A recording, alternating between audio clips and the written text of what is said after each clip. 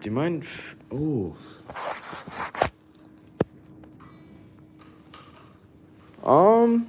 Okay. Ladies and gentlemen.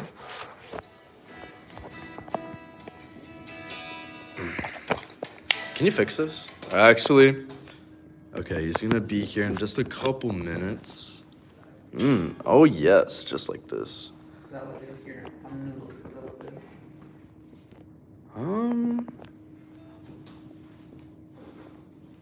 Am I in the frame? Yeah, you're in the frame. All right, perfect. Okay. Dude, I actually have to shit. This is not good. Okay, all right, I'm gonna go out and meet him. Oh, you restarted? Yeah, I started the live.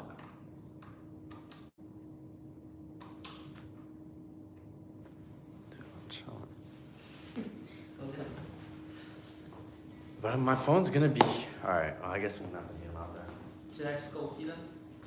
No, it's okay. Okay. Yeah.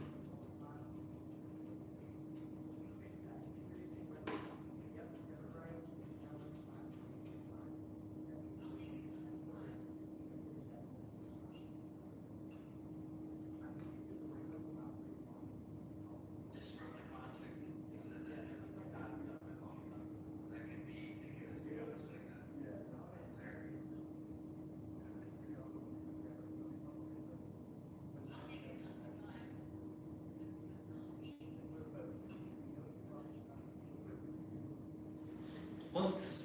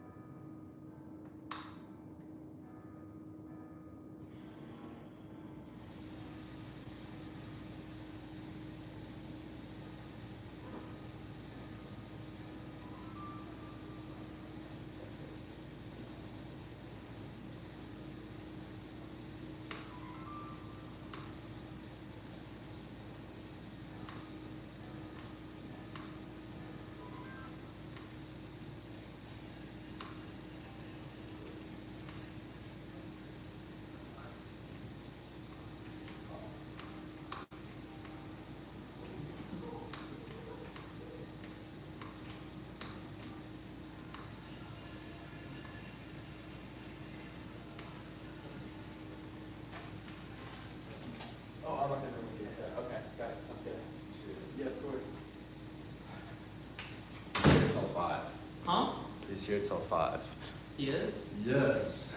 That's fine. Should we turn off the lights? I Dude, feel what like... do you have in 20 minutes? Yeah. Alright, lock and click. I can't turn off the lights. Yeah, do like that. Where is he? He's in the bathroom. This fucking guy. Dude, it's alright. Alright, Okay, That's so true. I don't think I'm gonna let him do an intro, man. just let him introduce himself. I'm that Noodles political commentator. Flow. Literally 20-second intro on the Yeah. go on. I just realized, so, because I switch off someone at 5, in which case we're done with the chairs. Would it be best if we didn't, like, open the door and push the chairs back in? Like, how is that? If you Because, did, like, at 5, ideally, the chairs we're using right now, we bring back in here. oh yeah, we should be done at 5. Oh, Yeah, it's gonna be okay. half an hour. Yeah. Okay, sounds good. Yeah. All right. Got 3 people tuned in. Well, to those 3 people, they are some patient people. We haven't officially started, so to those of you tuned in, I appreciate it. We have a lot on the agenda today. This is gonna take. It's 4:35. You get to sit down. We have 20 minutes. Yeah. Okay, so no introduction.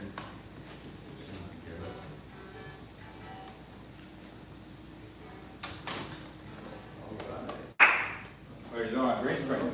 Chill on. Yes, sir. No, you're live streaming it? Yeah. Oh, that's good. Look at that. Got 4 people watching. Already, yeah. I just opened it. This is YouTube. Which Yeah. is a smaller platform, Do you have a monitor or something? You read comments? but Oh, you got Pepe right there? good. So, Are you based or are you both? you're gonna have to guess. You got Pepe. They say Palestine and Pepe. That's like both sides of the spectrum right there.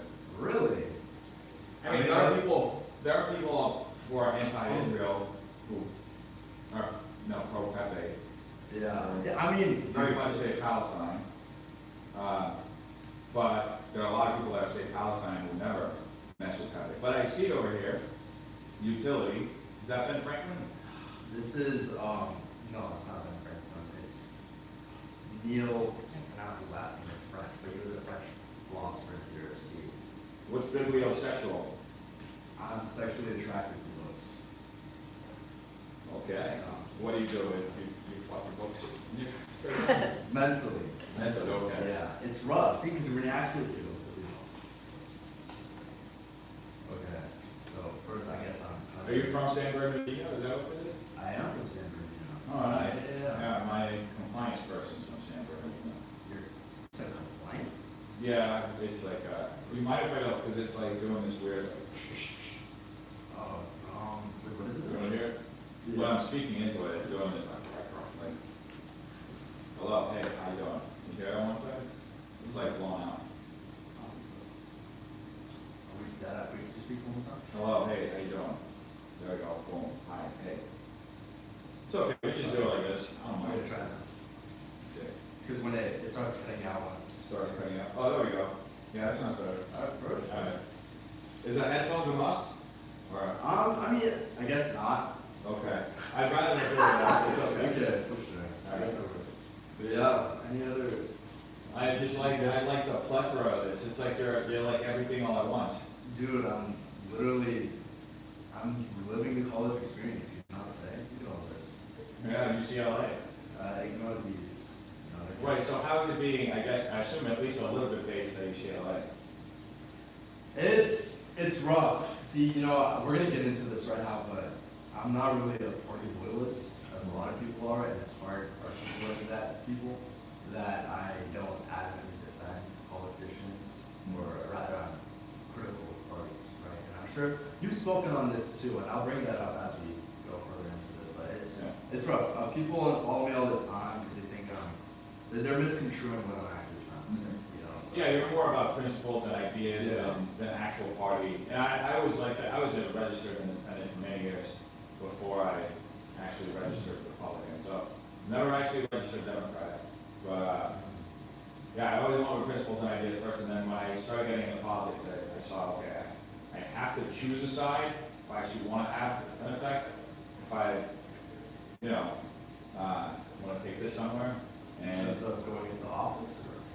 Yeah, in terms of running for office, because it's the only two parties that have somewhat of an infrastructure, well, not somewhat, an infrastructure, it's the Democrats and the Republicans. The Republicans barely have any in California compared to, how they are in Texas. And You did mention being anti-institutionalist. I mean, you're backing up the CHGOP is obviously.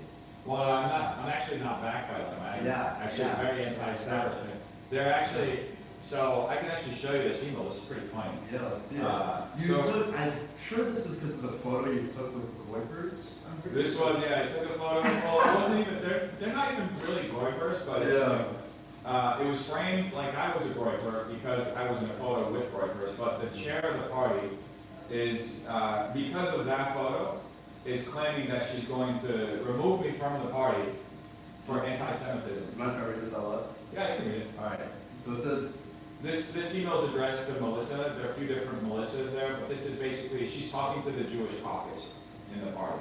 okay, for sure, let's see it. Melissa, thank you for sharing this information. Our county party has bylaws addressing both censure and removal, and while they certainly seem to be appropriate here, to do so requires a process. You already know that I am a stickler for rule-based order. In addition, Mr. Feizosa, which is the man sitting across from me, has been threatening legal action towards several members of our committee. Really? Yeah, I sent a cease and desist to two members, and actually one member and one alternate. The member I sent a cease and desist to is somebody who's going around spreading a lie about how I was responsible for the Turning Point chapter in Glendale getting shut down. Yeah. When in reality, I explained what the actual story was, that the counselor, the advisor in the group, the girl who was running the group, the chair, got into a fight with the advisor, and his wife's going through cancer, so he stepped away. But this member of the party who's in charge of my AD is going around saying that I'm responsible for it, which is a lie, and I've already offered to put her in touch with the advisor and to give her, so he can explain to her why he stepped away. And she was doing this maliciously because today, in fact, I have to leave a little, because they're doing the endorsement for the party, and there's one guy specifically that they just propped up out of nowhere. Dude has no political experience, no on camera, no sort of experience, no ideas whatsoever. They just put up a dude in an empty suit who can barely say two words in public. I think I know who you're talking about because I have someone that reaches out with information. Let's see if I can. That's great. Yeah. And she, does it happen to be any of these gentlemen right here? No, that's Whittier. That's a Oh, right, you said one though. Yeah. No, it's I'm running for Congress, so it's a different race. District 30, right? Yeah. So anyway, to finish that story, so there's an alternate, and here, let me just freeze it. Just my phone's about to die. Do you have a charger? Maybe I could charge it in the meantime. I don't. Is it USB-C? Just regular old. Yeah. Anyway, just to finish the story, and then I'll open it back up just to conserve some of the battery.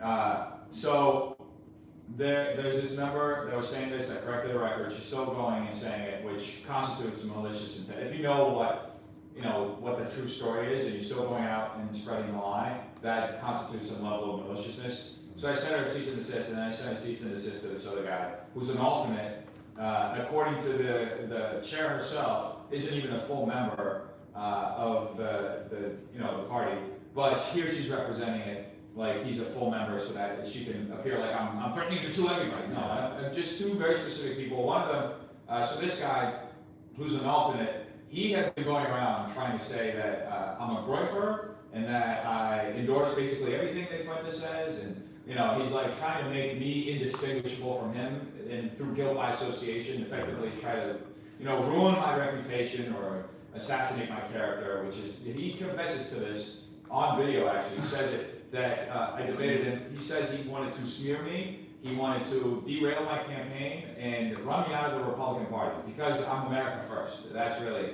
why he said he wanted to.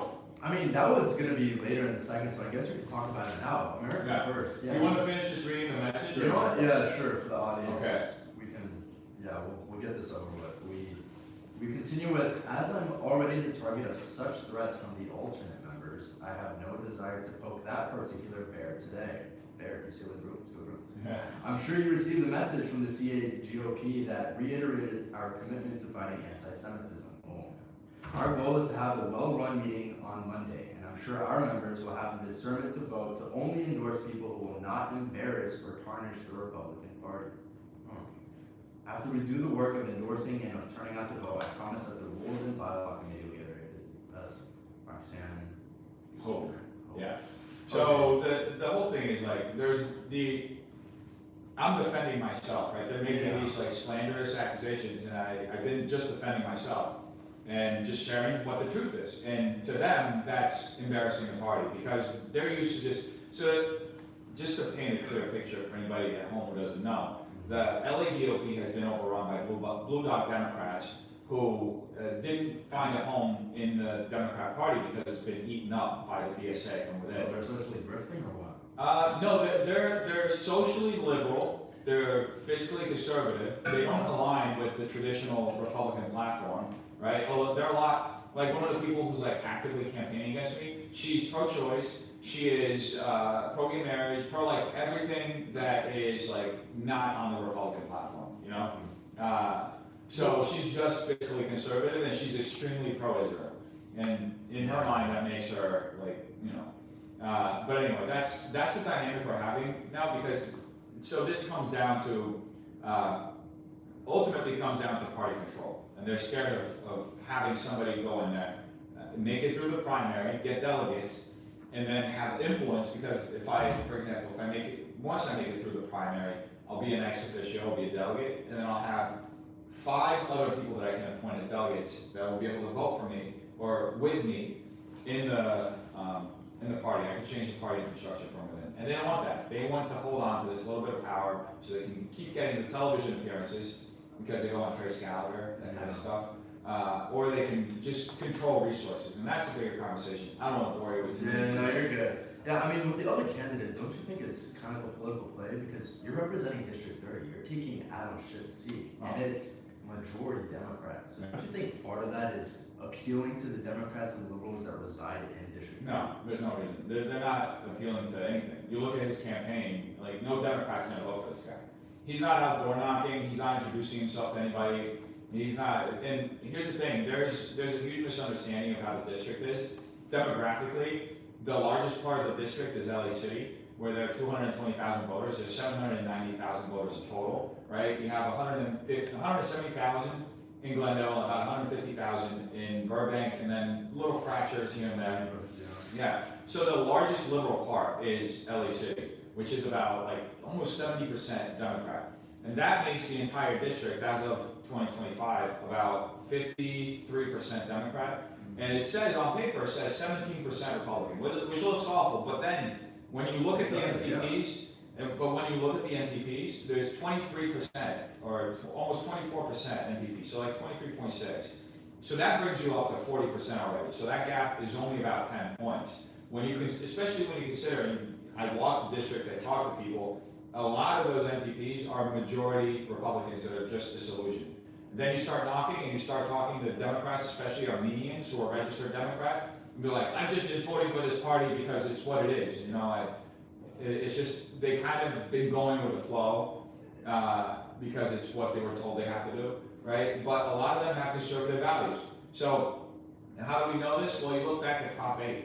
Prop 8 banned gay marriage in 2008, right? And about 60% of this district voted to ban Prop 8. That's a majority. So, that means that there's clearly a lot of people with conservative values, and that being mostly the Armenians and the Latinos. But the party isn't really trying to run somebody to appeal to the actual voters there. They're just trying to, this is a power play. They're trying to run somebody so they can prevent me from coming into the party and having influence over the party infrastructure. That's why the mention of the CAGOP in a board of directors meeting last week, they literally said, grippers are taking over the party, it's a cancer, we have to root them out. So that it's about control of the party. So what a lot of people don't understand, it's like they look at the Democrat hegemony in the state and they think, oh, the Democrats are just really good. No, part of the reason why the Democrats are doing good is because the Republicans have been focusing on just losing. And there's a business model around losing. There are a lot of people that make a lot of money losing campaigns because what do? They get a suit for a candidate, somebody who has no chance of winning, and then they just take them around to every donor. And by the way, 60% of the Republican National Committee's budget is raised in Los Angeles. So the biggest donors for the Republican National Committee last year, they fundraised $1 billion. 60% of that came from LA County. So what happens is they take these people out to these donors, these empty suits, and then they just pump up a bunch of consultants and just ransack the campaign. And it's a losing campaign, they all got rich off of it, and that's why you have the Democrats running the state for as long as they've run, because ever since Reagan left, this is what the Republican Party has been doing. It's really unfortunate. There are actually a lot of people in the ranks, like myself. So you look up to Reagan?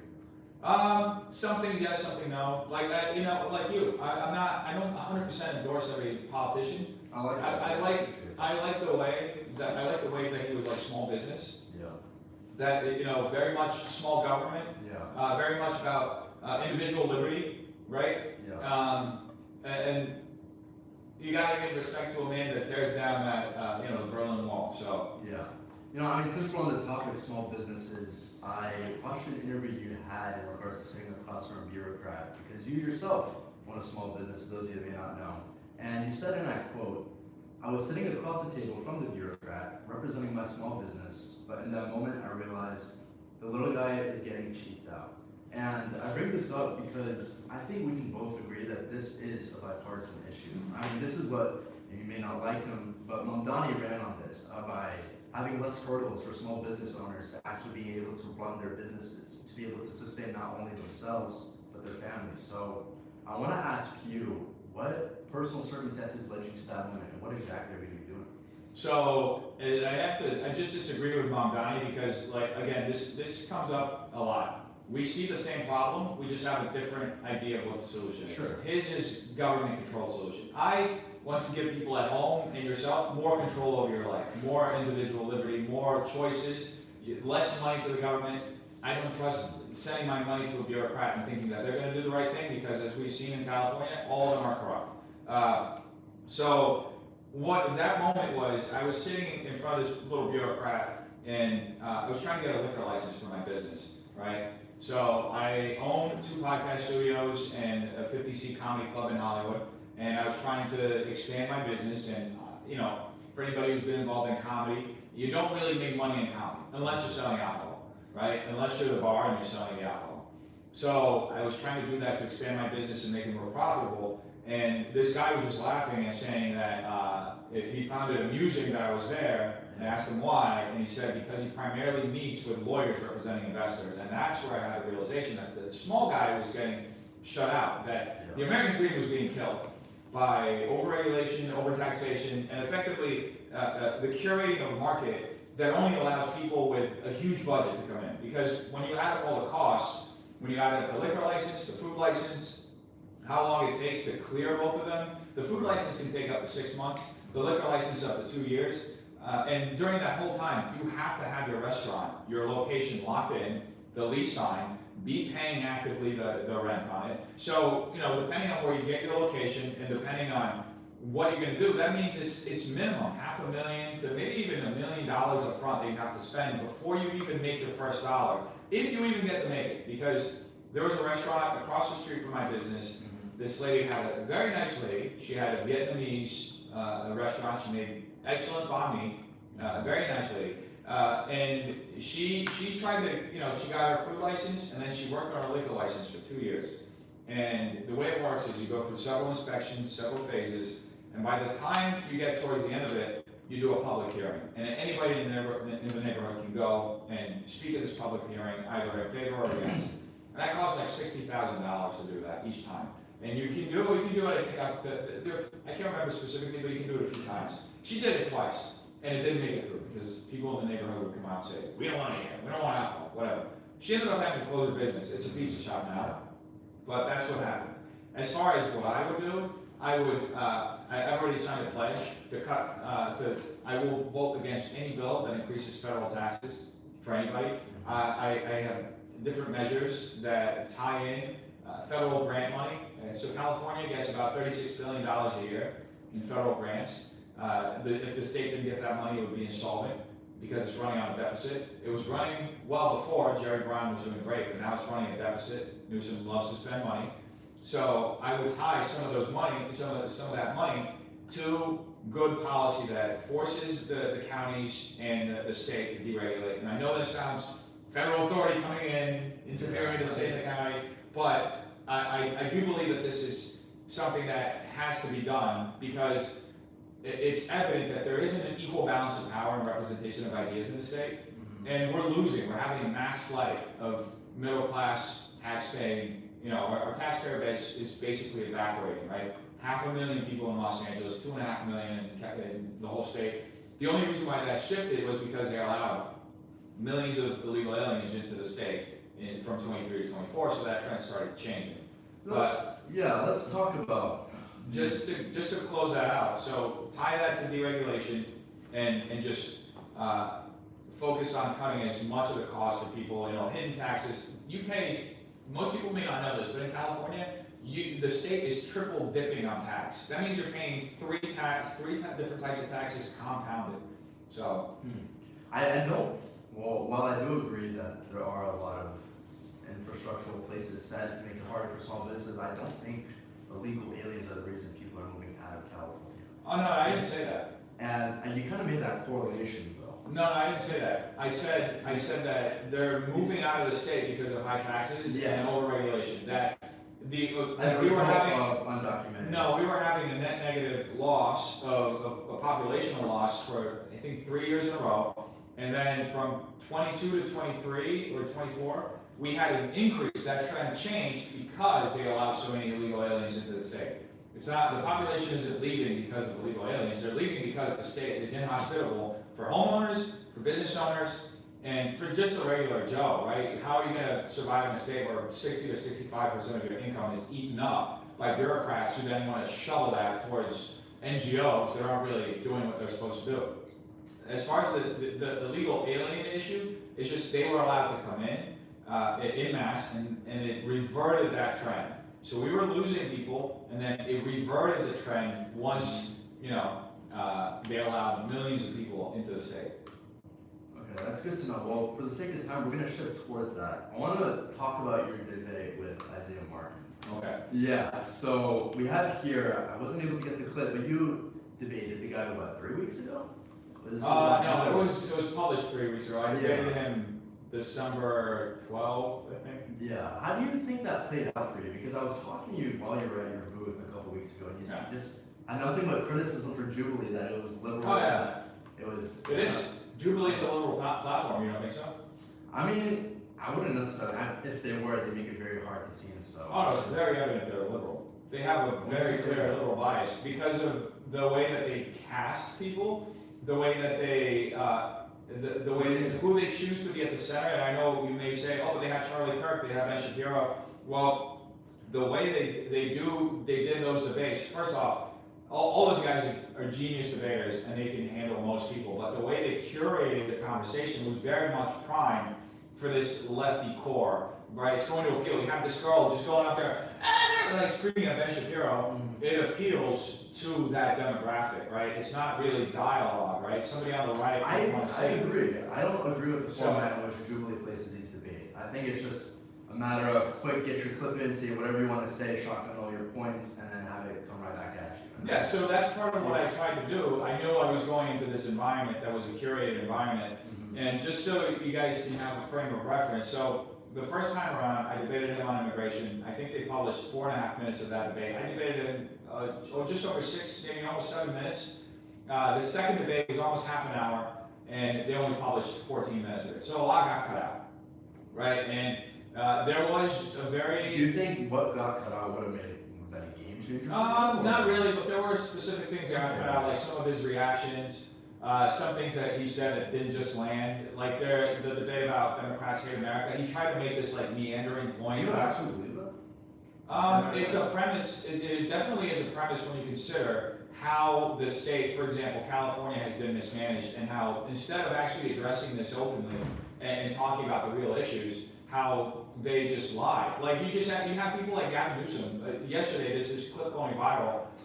He was in Georgia, and he's literally he's feeding into a racist trope, saying that like he's looking at a black man. And good. And like Yeah, I know. Literally, like SAT. I know. This is the man that was raised by the Gettys. The richest, at one point, the richest family in the world. And he's talking about how he had all these struggles. That to me, that level of dishonest, you must think down on the people that you're representing. Because I want authentic politicians. I want people who are real. You have to have some level of disdain and dislike for those people. You have to think they're beneath you. What does it mean to actually hate America, though? Because I don't think... To hate America is to allow 20 million immigrants to come in unvetted and then put the blame on the American people, who are the ones who are footing the bill for that. Who's putting the blame on the American people? I mean, that's what's happening. That's what Newsom, that's what Biden, they were all saying, like, you're all of a sudden, if you question this, you're a xenophobe, you're a bigot. Biden kept If you question funding of ICE throughout. Yeah, but he wasn't deporting people at the same rate. He started deporting them towards the end, yes. But he had CBD 1 that was he was just basically allowing people. They came in through the millions. He went down to the border in Texas, and he infringed on Texas's sovereignty by literally reopening the border after the governor asked for the border to be shut down. I don't defend Biden for doing that. I think that was So that to me, that's like he's stepping on the very concept that makes this country functional. He's stepping on the concept of federalism. So I mean, and people complain about Trump using the National Guard now. He used the National Guard to do that. So do you think it's okay for us to criticize both people in terms of of course. Okay, Yeah, nobody. So I criticize Trump. Yeah, of course. I think the Epstein rollout was awful. I think it was ridiculous. I think Pam Bondi is one of the worst AGs in the history of the country. I mean, there you go. Her going a few weeks ago, going to that hearing and saying, but your job is not to take care of the crowd, dude. Like, please, we just want, look, the American people, and I speak for myself as well, we just want transparency. We just want people to be honest. We want, you're going to take out the deep state, actually do it, okay? I can't, look, if I see another meeting between Trump and Netanyahu, I'm gonna bust a gas. Right. I don't know, I can't, it's annoying. I don't wanna see a foreign head of state, right, at the White House speaking to Congress as many times as this guy has, and with as much funds as we've sent to Israel. Right. Not just Israel, to be fair, Ukraine and Argentina, I disagree with those. They kept the part about me criticizing Argentina in that clip, in the Jubilee thing at the end. I want to take care of Americans. I want to keep our money home. Yes, we have to have a strong foreign policy. It's necessary for our safety, right? We have to be present in places, but at the same time, you walk around LA, you see how many people are homeless, right? You're in UCLA. UCLA is pretty nice. You don't see people like that around here, but you walk 10 minutes down, you're sure to come across someone. Yeah. USC has it worse. You guys, I imagine, because you guys are like right by Beverly Hills and Bel Air. Yeah. You guys got it real nice. USC, you take like 2 steps out of the campus, you got a dude like laying down. My Halloween bag looks amazing every year here, but you know what, dude, we'll get into Epstein. we'll go into more depth, but right now I just want to talk about Jubilee simply because there was a point of contention, and it was 70%. Those two words, or rather that number, that figure right there, was what really made or broke the debate. And you said that 70% of all detainees have a criminal background. It was criminal and or have been arrested in the act of committing a crime or have been charged, right? So that's what the DHS data says. He cited a different study, which was the UCLA Berkeley study, which says 43%. And the reason why it's 43% is that they exclude several types of crimes. So that's not true. So what is it? So I understand that the information may be misconstrued, and I don't blame it at all. But the reasoning behind the study was because they didn't believe the DHS was being transparent. I can pull up. Here's some quotes by Kristi Noam. She says the Trump administration. No, but tell me about the study. I'll get to it. Let me finish, or allow me to land. The Trump administration has specifically targeted the worst of the worst. Most of those without charges in the U.S. have convictions or pending charges in their home country. So she says that, but the DHS provides no data and no analytics to provide evidence that these people actually have charges back home. And this is what Kristi Noam is saying, this is what the borders are saying. And so what they did is they got this information. They use UCLA Berkeley. Yeah, these political scientists. And the 43% are people with criminal charges or with convictions. And then the rest of the percent are people that have not been convicted. These are people that have been charged or accused of this crime going on in their domestic country or where their country of origin is. So I think that is where the debate went wrong, because this information. Okay, so basically you're saying that I was right. No, I'm because not. I said 70% convicted or charged, or caught in the act, or whatever wording I used. But that's charge. at the end of the Charge day. is not the same thing as. Well, we can debate semantics around No, the study all the this time. is legality. We're discussing Exactly. legal terms. At the end of the day, the vast majority are people who have some sort of criminal record, whether it's here or back home. I just want them out. That's really what the point was. It got derailed because he started obsessing. And by the way, they didn't fact check over the DHS aspect of it, because he said it was DHS data, and that's really what created the impasse. If he had appropriately cited it, saying it was the UCLA Berkeley study, technically it he is. would have moved. Well, no, So let me it's show you. not, because it's a different study. So it's a revision of that study, and also Jubilee should have actually fact checked him on that, which they didn't. I think, So that just shows the but implicit don't you bias. think it's ironic that you're discussing facts, meanwhile you're just ignoring my legal terms as minutia, that this is irrelevant, I just want them out. I mean, that doesn't. The whole point is we're discussing immigration policy and Yes. whether it's fair or not that these people are being deported. I cited a piece of data, he cited another one. He incorrectly cited it, and there's a differentiation of opinion on how the determination of the people who are being deported is being done, right? And I just want people out. At the end of the day, whether it's 43%, whether it's 1%, is 1% too many. I was just citing a piece of data and it got derailed because I obsessed over one aspect of it, which is kind of what we're doing right now. The point is, people shouldn't be here illegally. If there are criminals here, they should be deported. If they have a criminal record back home, they should be. So what do you qualify a criminal? Somebody who's been convicted and charged. That's not criminality? No, it's not. No, being charged doesn't make you a criminal. It just means you are still able and you are still allowed due process, and until you've been. But that's the thing, if you're not a citizen, that's not how it works. You don't have protection. The Constitution clearly states peoples. It makes a distinguish. See, that's more of a liberal view of it. You don't have you don't have So the you're entire not- protection. You don't have the entire protection. If you are here illegally, you Yes, don't have full after- protection of the Constitution. You're not a citizen. After- If you're illegally. This was the case after O'Reilly, but they are certainly entitled to some judicial So review. you agree with me? I'm glad. Allow me to finish. Okay, finish. I don't agree with you in the sense that they should simply be deported and that they are criminals, because legality, if you want to speak legal terms, they are not criminals, okay? And you can smirk at me all you want. I'm not but it's smart, I'm just reality. listening to you. And I think we should discuss how we should operate deportations as an institution from people that recently overstayed their visas and the people that have stayed in this country for decades. Well, how long is fair enough for a person to be in the country without getting a visa?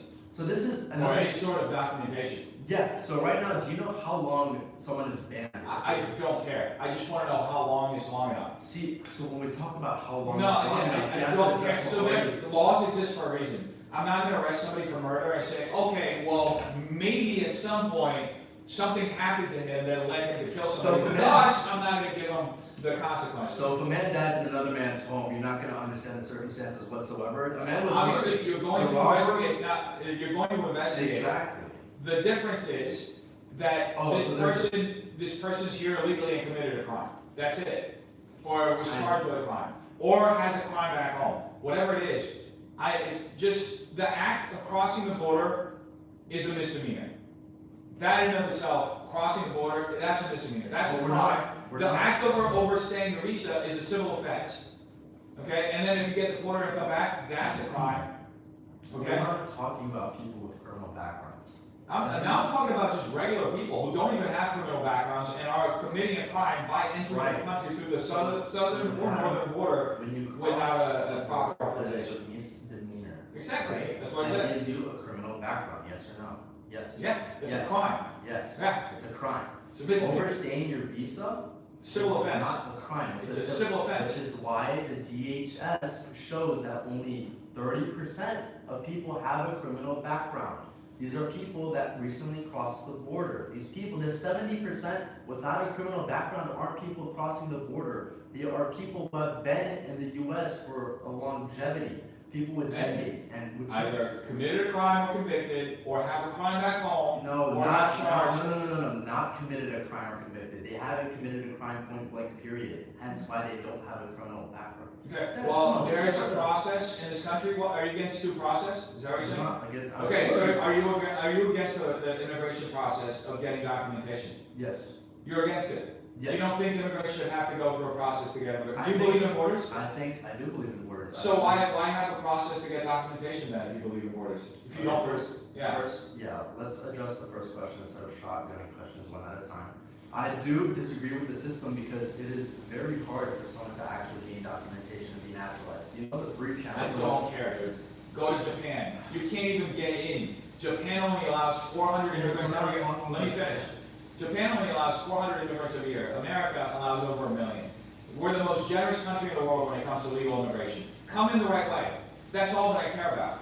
Come in the right way.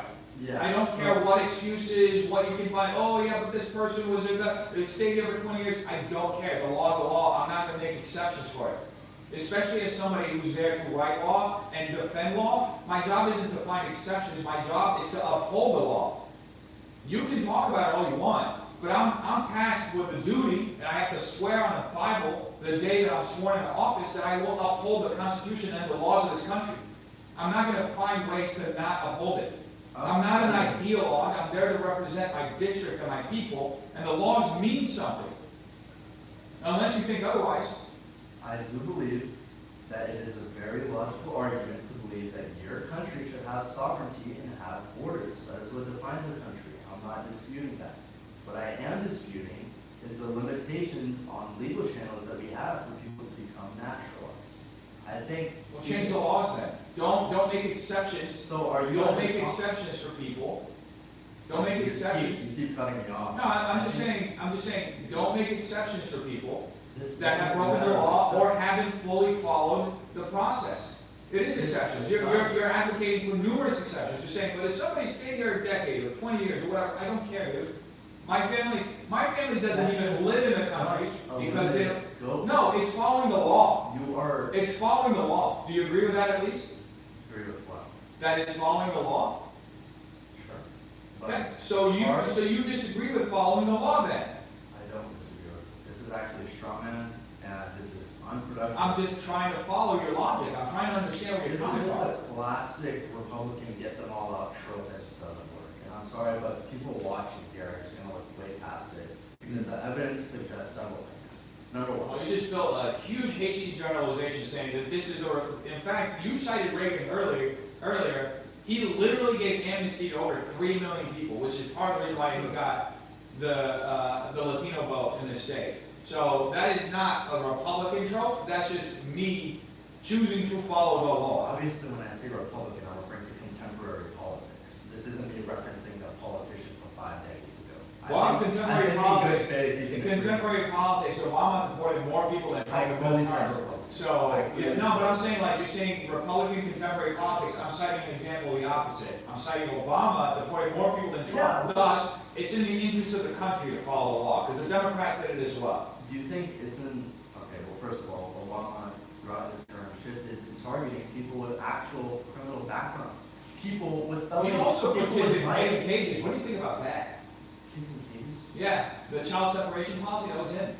Kids in cages, that's really what we're calling it. And that's what the Democrats called it when Trump did it, but they didn't have a problem calling that, they had no issue calling it out, they didn't call it out when Obama was doing it. Kids in cages, They literally, that's literally read Here's the straight thing. out of Here's the AIPAC. thing. Here's the thing.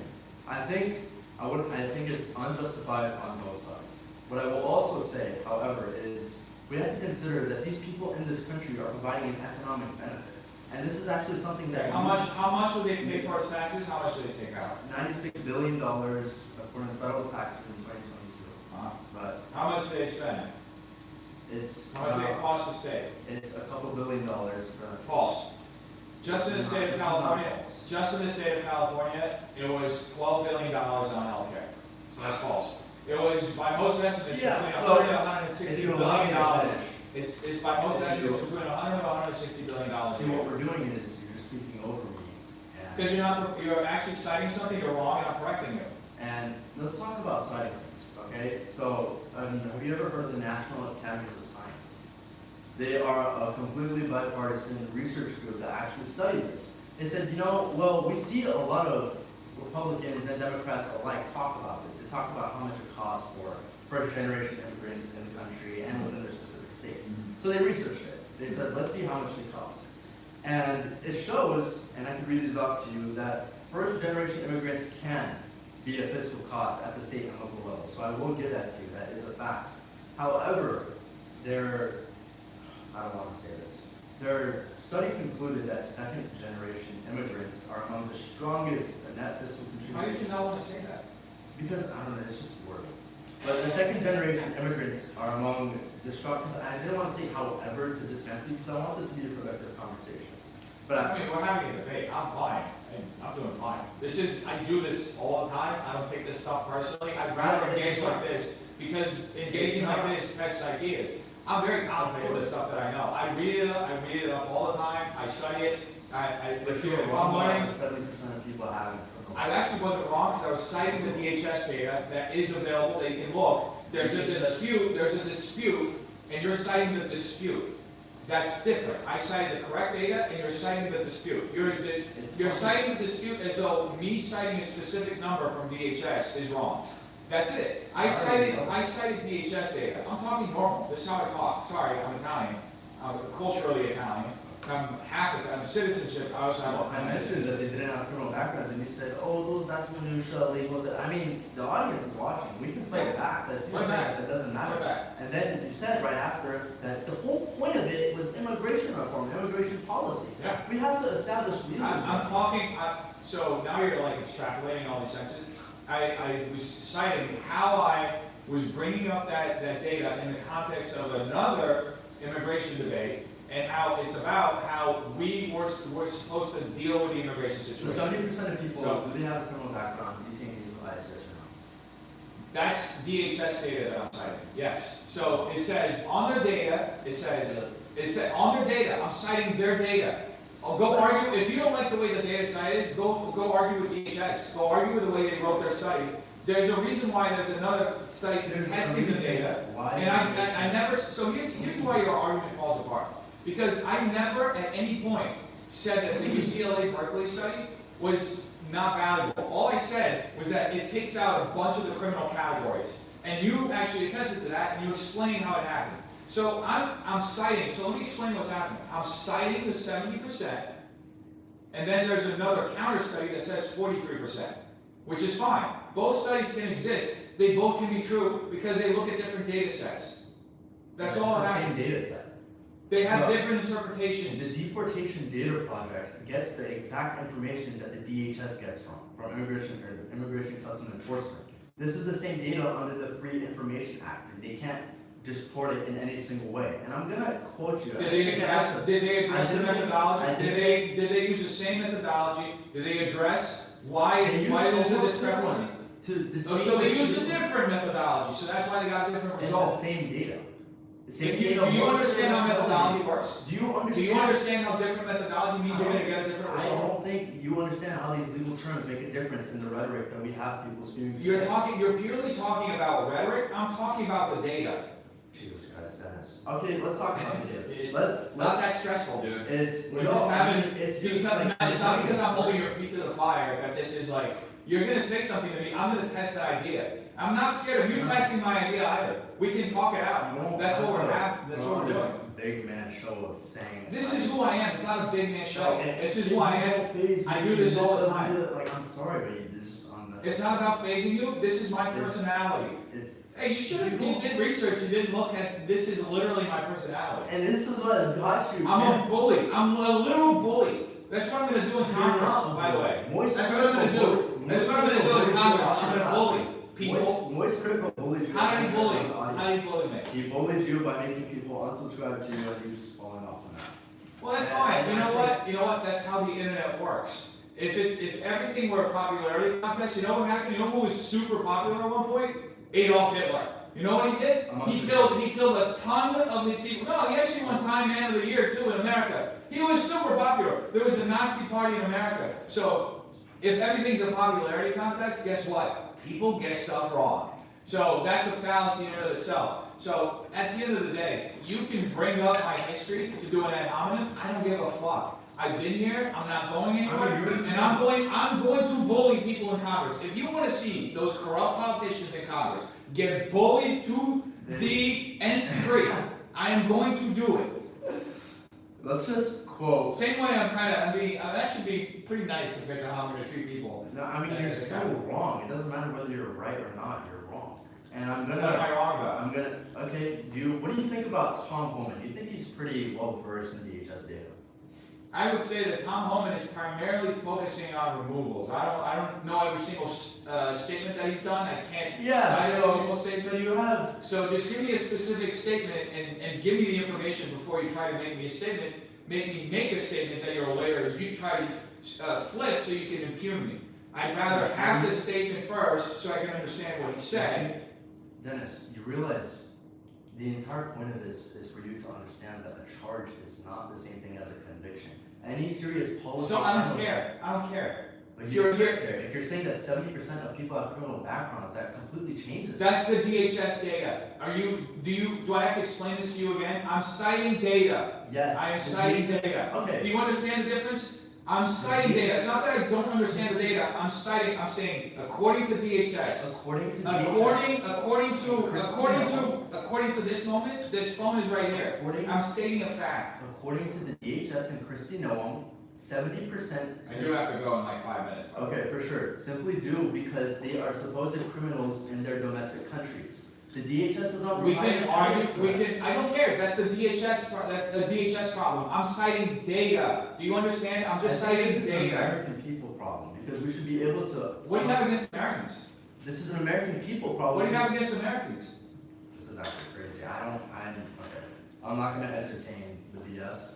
But what I am going to say, this is an American people. This isn't a matter of that's the DHS. We can ignore them. No. So say it's a cultural problem. Don't put it on the American people. And by the way, that's a huge hasty generalization because most Americans are just focused on living their lives. The trope that you're doing is just feeling. Politician trope. I can't stand up for the American people. You hate Democrats in America. You are doing this. You hate the American people. It just doesn't work. I mean, you want to talk about engaging with actual ideas. You think that's worth engaging with? Are we serious? What's the problem with standing up for Americans? You got a problem with that? I'm standing up for Americans by saying. So you said. Okay. I'm not going to lie to you this on my rephrase what you said. This is not what's going to be happening. Rephrase what you said. We're going to make the bottom line clear. A charge is not a conviction. And the DHS says this because they are supposed criminals in domestic countries. You are obsessing over one bit of data that I was just citing data, and that's it. And you don't let me finish. That is Finish. the crazy part. We wanna talk about me obsessing over one piece of data. You are obsessing over not letting me finish because you know I'm gonna make a coherent I'll point. put 1 minute You on the timer. no, we're not gonna do a timer. It's gonna be less than a minute, but you'd We find don't want a out. timer? You would find out if you didn't Okay. cut me off. Here, I got 1 minute. So why hasn't okay, let me ask you this. Why hasn't the DHS proven the criminal backgrounds of these people in their domestic countries? You want me to speak? Yeah, go ahead. Why hasn't the repeat? Why hasn't the DHS proven that these people are actual criminals with backgrounds in their domestic Go ask Chrissy no. Exactly. If Christy no one wanted to, the DHS could most easily put out this information proving that these people. So here's the thing, I can cite a piece of data and disagree with part of their policy and their conduct. It is, there are two things, really? How they conduct the Citing data. a piece of data means I can't scrutinize the leadership. I've scrutinized it numerous times. I said that I don't agree with the way ICE is carrying out the removals. I'm pretty fair when it comes to this kind of stuff. I'm not like just fixed on a thing like. I mean, you can. I say can that I'm cite fixed on- data, Yeah, I can cite data, and I can disagree with the policy or disagree with the person, and even acknowledge that, hey, maybe it's incomplete data, but I'm still citing that bit of data. So then why can't we appreciate the UCLA and UC Berkeley data? I never said it shouldn't be thrown out. It's just a different study. Here's my point. Okay, no, Here's my point that you're missing. Let me finish. Deportation Data Project gives us a more transparent analysis of the information that the DHS is using. So if Christy. Yeah, they have a different methodology, Please, according to let me you. finish, please. What is wrong with letting me finish? Because you're bringing up the same If point Christy- over and over again. because- You're like, I don't know if you're trying to convince me or you're trying to convince somebody at home that you're Because right, but Everybody everybody at else. home knows I'm right because in legality terms, well, I mean, unless the people that. Everybody at home, you're speaking for 100% of the people out there. Of course. So once this reaches outside of your audience, you're 100% sure that everybody's gonna back your ideas. Of course, because we're. Everybody. You're telling me everybody, you're that sure. Everybody's sensible. Everybody's sensible. Everybody who's sensible, so you're saying that anybody who disagrees with you isn't sensible. Well, if you let me finish, then they're gonna see where I'm coming from. I'm just holding you to account to your words, because this is what you're saying. Dennis, this, like, you're trying to one up and it's just. No, I'm not trying to one up, I'm But actually holding I'm- you to the fire. No, so Christy Noam holding me to the fire. Really, this is the guy running for federal office. This is. What am I supposed to do in federal office? You want a weak, limp person? I don't. Not holding people to But I account? don't want What to- kind of politician do you want? What I Somebody who don't doesn't want hold in people federal accountable? office is someone that advocates for public executions, but I don't want. What, someone. public executions of people convicted in Epstein files? What do you want to do? That's the only case that I've ever advocated for public executions, and the fact that you would take that out of context is extremely dishonest. You would just present it like I'm saying like, hey, yeah, just execute people in public.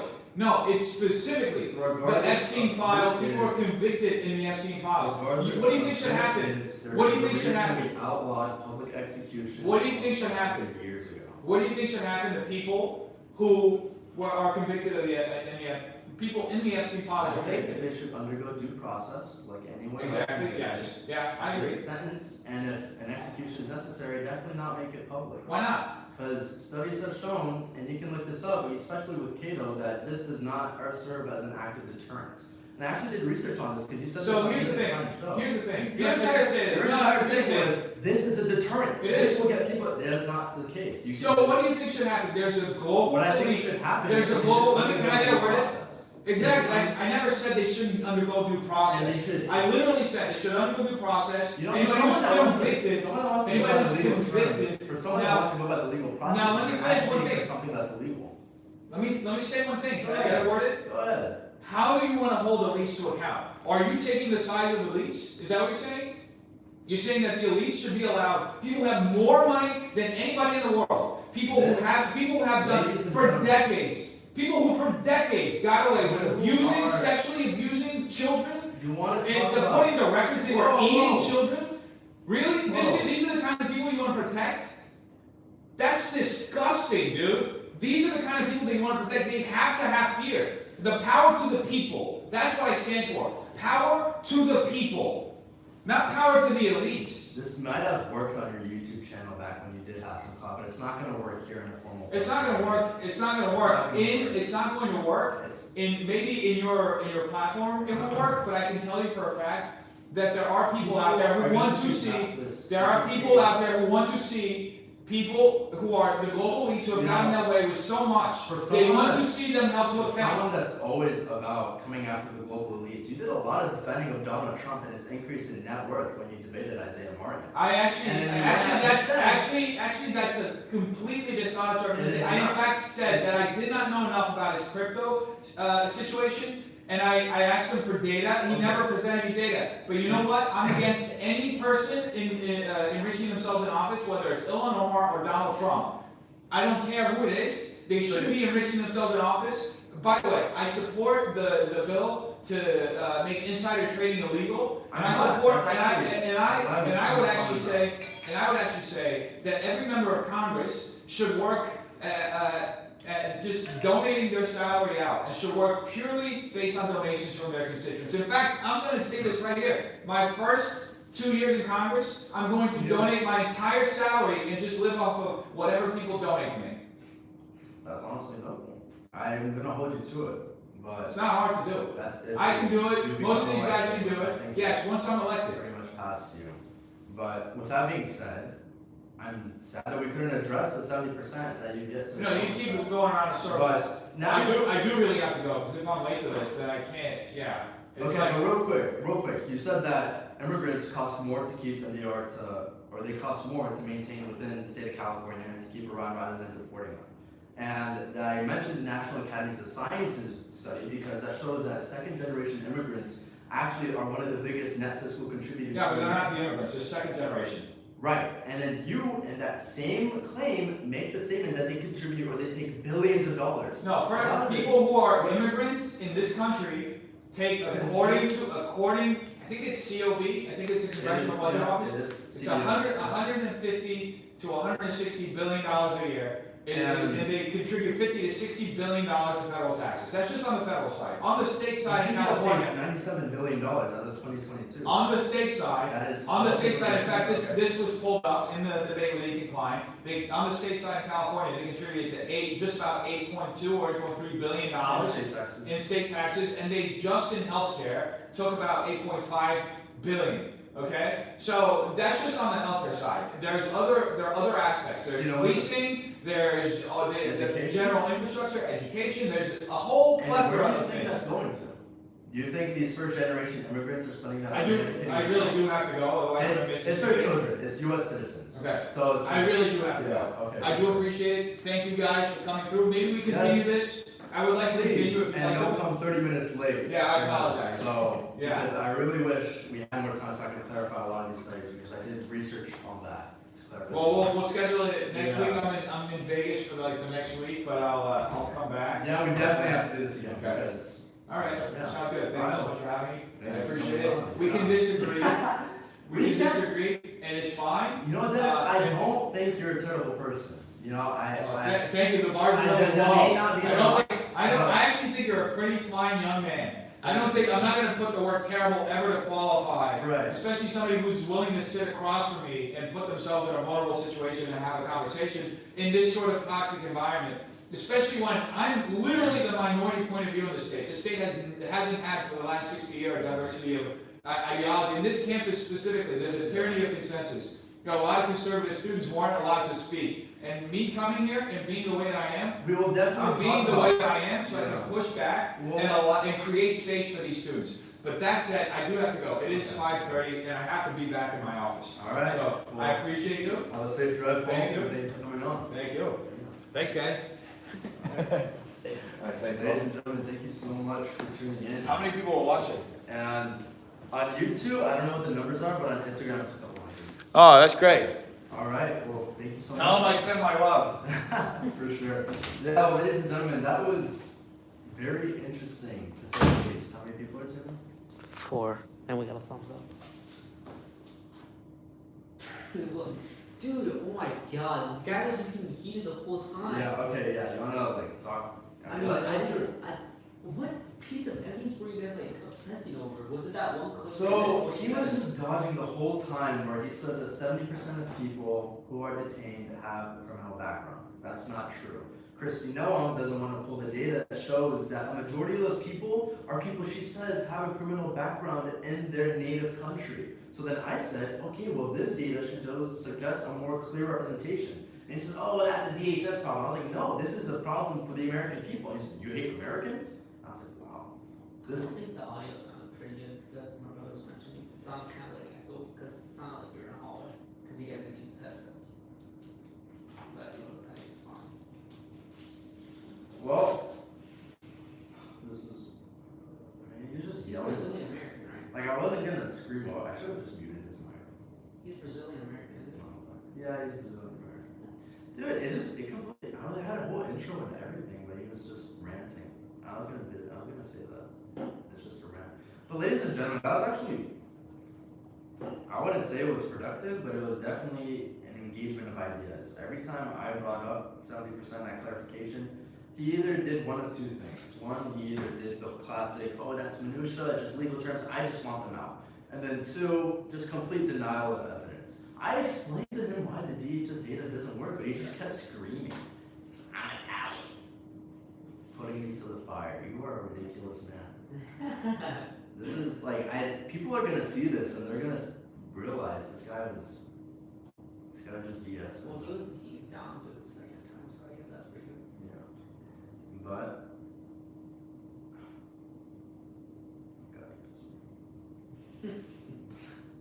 actually no, but I don't think it went terrible. It could have went way worse. should I have been more aggressive or Yeah, you should have mentioned more points. You just let him talk too much. I did. I mean, that's kind of the point of the show, it's to really inquire and learn. Yeah, but he was just saying unnecessary stuff. Yeah. And he didn't even engage with my evidence, so second generation. No, he just said, I don't care about the evidence, I want it gone.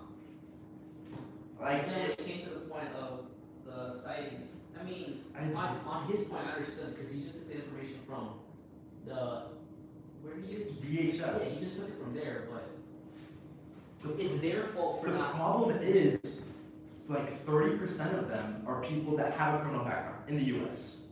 He says 70 because 40% of these people also have a criminal background in their native country. That's like me saying, hey, Jose doesn't have a criminal background in the US, but he has one back in Mexico. Okay, show us the logs that Jose has a criminal background in Mexico. They could do that. Christy Noam didn't do that. And then he says, that's a DHS problem. No, that is a problem for every American because we need transparent data. That's where the Deportation Data Project comes in and shows us, hey, these people aren't criminals because you're innocent until proven guilty. Yeah. Talk about anti-American. Jeez. He said he hated Americans. Yeah, clearly. Ladies and gentlemen, if you got the idea that I hate Americans from that exchange, then you read me like a book. Because, no, this is just stupid. This is ridiculous. Or you Yeah, send it. because this is definitely a representation of what we see in contemporary culture. So, yeah. What's up, Pete? So are we interrupting? No, you're No, good. no, You're you're done. good. You're good. This is just post review. Got it, okay. Yeah. How'd it go? I don't know if you can hear the yelling. I heard it, and then I found it online, I tuned in some. Yeah. Jose said I should have been more aggressive. I was like, you know what, I'm gonna let him serve not. He did some. No, you gotta kill him with kindness. Yeah, I'm with that. That's tough though. Yeah. And to have like such a big personality that like is so confident in being wrong too. Like, It's amazing. I have to give props. yeah. I wish you were as smart as you were confident. Yes. Yeah. But I appreciate you boys. Yeah, of course, good So stuff, much. dude. Arno's just outside, he took over for me, so, I appreciate you. yeah. Did I just hit the X? Oh yeah, it's because the audio is like the garage. Stop streaming.